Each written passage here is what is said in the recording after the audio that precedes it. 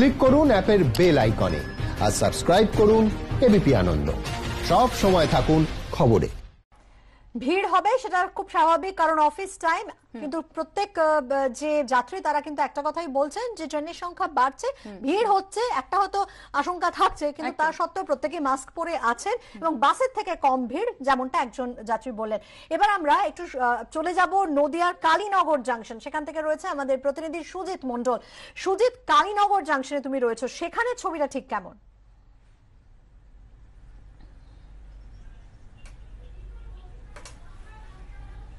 হ্যাঁ, আমরা রয়েছি নদিয়ার কালীনারায়ণপুর জংশন স্টেশনে। এখানে বর্তমানে এখন যে পরিস্থিতি রয়েছে তাতে কিন্তু পুরোটাই অনেকটাই ফাঁকা বলা যেতে পারে। তবে ইতিমধ্যেই এখানে আপ এবং ডাউন কৃষ্ণনগর লোকাল সেটি কিন্তু ইতিমধ্যে গিয়েছে এবং তাতে কিন্তু লোক সমাগম বেশ ভালোই দেখা গিয়েছে এবং ভিড়ে ঠাসা না থাকলেও প্রচুর যাত্রী সেখানে কিন্তু যাতায়াত করেছে এবং এই প্ল্যাটফর্মের থেকে প্রচুর যারা হকার যারা আছেন তারা কিন্তু অনেকেই উঠতে দেখা গেছে এবং যারা সবজি ব্যবসায়ী, বিশেষ করে এই কালীনারায়ণপুর এলাকায় পানি ফলের অনেক ব্যবসাদার রয়েছেন, তারা কিন্তু এই সমস্ত পানি ফল নিয়ে তারা কিন্তু উঠতে প্রচুর পরিমাণে দেখা গিয়েছে এবং একই সঙ্গে যে নিরাপত্তা এবং যে সামাজিক দূরত্ব সেগুলো কিন্তু অনেকটাই বজায় রাখা হয়নি, এমনটাই কিন্তু অনেকেই দাবি করছেন। তবু এরকম একজন যাত্রীর কাছে শুনে নেবো মোটামুটি তারা কিভাবে যাতায়াত করছে। এখানে কিভাবে যাতায়াত করছেন আপনারা? আমরা খুব ভালো যাতায়াত করছি, এখানে সামাজিক দূরত্ব বজায় রেখেই তো যাতায়াত হচ্ছে।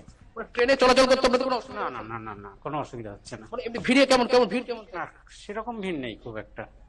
যতটা সামাজিক দূরত্ব মেনে বা যে নিয়ম বিধি মেনে কি সমস্ত যাত্রী? একেবারে একেবারে সুজিত, যে ছবি কালীনারায়ণপুর স্টেশনে সুজিত আমাদের সামনে তুলে ধরছে তাতে একটা বিষয় কিন্তু স্পষ্ট, গত দুদিনের মতোই মাধুরী, সেটা হচ্ছে যে জেলায় অনেক ফাঁকা থাকছে। জেলার যে স্টেশন প্ল্যাটফর্মে ছবি আমরা দেখছি সেখানে কিন্তু সামাজিক দূরত্ব বৃদ্ধি মানা সম্ভব হচ্ছে, একেবারেই ফাঁকা থাকছে। কিন্তু শহরতলির ক্ষেত্রে এইটা কিন্তু ছবিটা আলাদা। আমরা একদমই, তুমি শহরতলির কথা বলছিলে, আমরা আরো একবার দেখে নেব। কাটোয়া আজিমগঞ্জ শাখায় এখনো চালু হয়নি লোকাল ট্রেন, তাই রেলের কর্মীদের জন্য নির্দিষ্ট স্টাফ স্পেশালি উঠে পড়ছেন যাত্রীরা।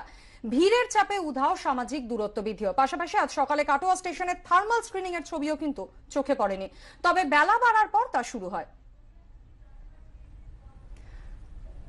রানাঘাট স্টেশনের ছবি দেখতে পাচ্ছেন, সকাল 8:20 ছবি। শহরতলির বিভিন্ন স্টেশনের ছবিও আমরা এই মুহূর্তে আপনাদের সামনে তুলে ধরছি।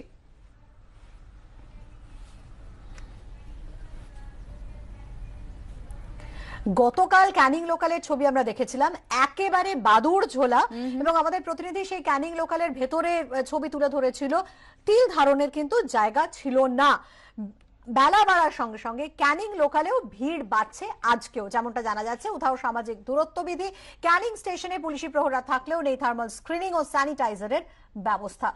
তবে গতকালের তুলনায় অবশ্য এখনো এটা 7:55 ছবি, এখন অফিস টাইম, এখন এই ছবিটা দেখলে বোঝা যাবে। কিন্তু খবর যেরকম আমাদের কাছে আসছে যে এখন কিন্তু ক্যানিং লোকালে আবারও প্রচুর ভিড় বেড়েছে। বেলা বাড়ার সঙ্গে সঙ্গে কিন্তু ছবিটা আরো স্পষ্ট হবে।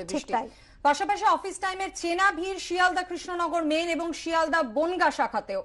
মাছলামপুর স্টেশনের টিকিট কাউন্টারে যাত্রীদের লম্বা লাইন।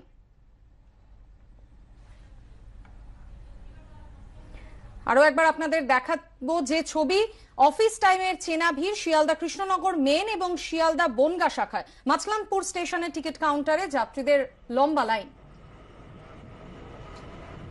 এই মুহূর্তে বনগা লোকালের ছবি আপনারা দেখতে পাচ্ছেন, সকাল 7:50 ছবি।